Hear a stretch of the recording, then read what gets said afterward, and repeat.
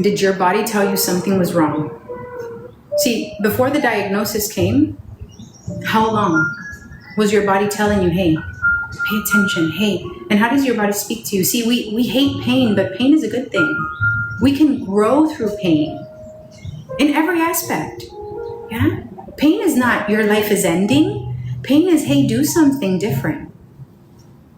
And so what we do, because we have our eyes set on the wrong thing, on what? What are the wrong things in life? Just focusing on working, just focusing on making more money when your health is suffering.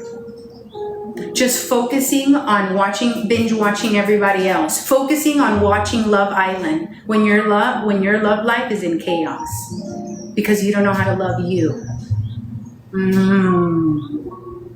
And so our focus is in the wrong thing. And then we lose our health only to find out and only to wish we could go back and just pay more attention. I read this thing in a book I'm reading, and it said most people live their whole lives only to realize at the end what was most important. It was never the degree. It was never the money. It was never the savings account, the HELOC. It was never the 401k, the things that we worry about today. It was being surrounded by those that we love the most. Because on your deathbed, you're not thinking about any of that. You're thinking about having the ones that you love most right there next to you. And he says we usually get to the end to realize that the things that we've prioritized are really not that important. And that the most important thing we put off to the side, right? Health is one of the most important things in your life because it is a vehicle for you to live this life in a better way. I mean, this is your car. I always give you guys this example, right? This is the vehicle, and this vehicle needs maintenance, oil changes, services, but we don't see this body that valuable. Why? Because we treat our cars better than we treat our body. That was true for me. My car flashed a check engine light, oh my God, I'm scared. My dashboard was flashing oil change, and guess what? I need to scheduling my appointment, please. But how long has your body been telling you something's off? There's no time for scheduling because you're so busy. You ignore. And newsflash, you don't get another one of these. You get one.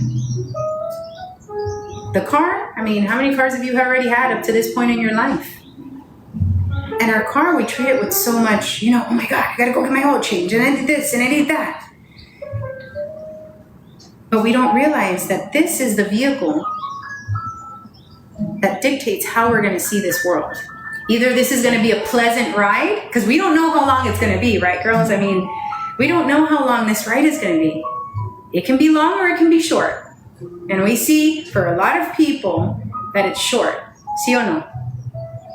And so I think what matters more is the quality of those years. And how many of us have a bad quality of life right now?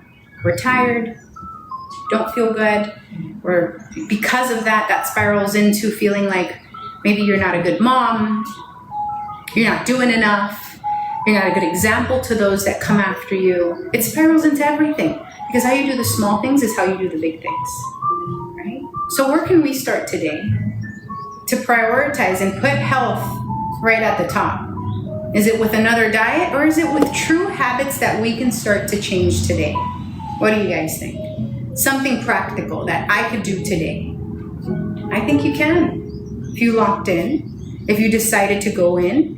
People are always shocked at this, but in 3 months, you can do what you haven't done in 3 years if you lock in. I say that one more time, okay? In 3 months, if you lock in and if you give yourself no other choice but to do it, you can do what you haven't done in the past 3 years. Because one of the things people don't realize is how amazing the body is. That if you give it what it needs, the body starts doing amazing things. Your body is a detox machine. Your body is a detox machine. But everything you give it. I love chips. I love the Snickers and the chocolate.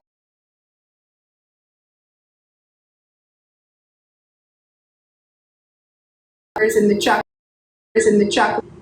Because that's where detoxing begins. Detoxing is a lifestyle. It's something you do every day, not just something for 7 days. It's not just a 3-day juice fast. It's a lifestyle, a way of living, a way of seeing life, right?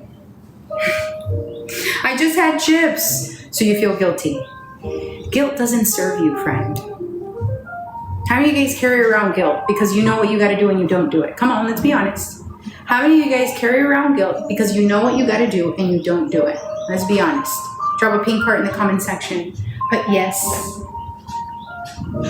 I used to carry around guilt all the time because I was starting my health journey. I was starting my diet, this, that, and the fourth. And when I would mess up, I'd feel so guilty. And I'm like, I'm good for nothing. I always quit. I always defeating talk, right? Defeating myself. We tend to be our greatest enemies, girls. And I was mine. I'm no longer in my own way. So I tell you today, get out of your own way, forgive yourself, and do better. See, it doesn't serve you to carry the guilt. Carrying the guilt burn calories? Go ahead, girl. Carry the guilt. But it don't burn calories. You know, it doesn't serve you. Think about it. How does guilt serve you? It doesn't. Instead, you knew it was wrong. You knew you got to do better. Then hold yourself up to a higher standard. Commit to that higher standard. Do your best. And when you fall, try again and do it better.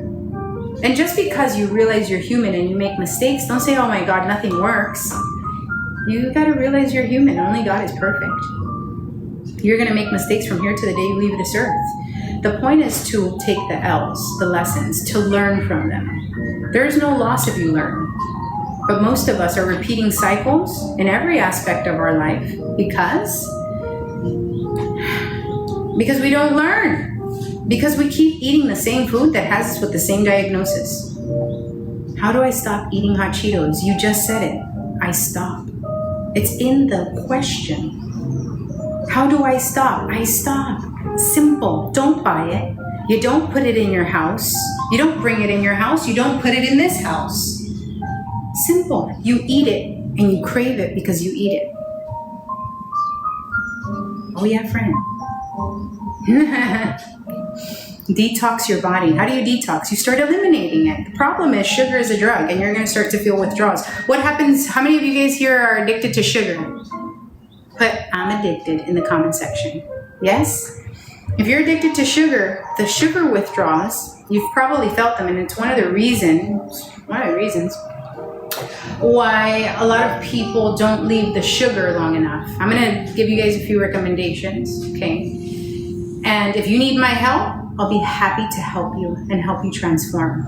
In the first week, I help people eliminate not just inflammation, but cravings, okay? But sugar, yeah, when you detox from it, or when you stop having it, how do you feel? How do you feel when you don't have your snacks, your hot Cheetos, your cookies?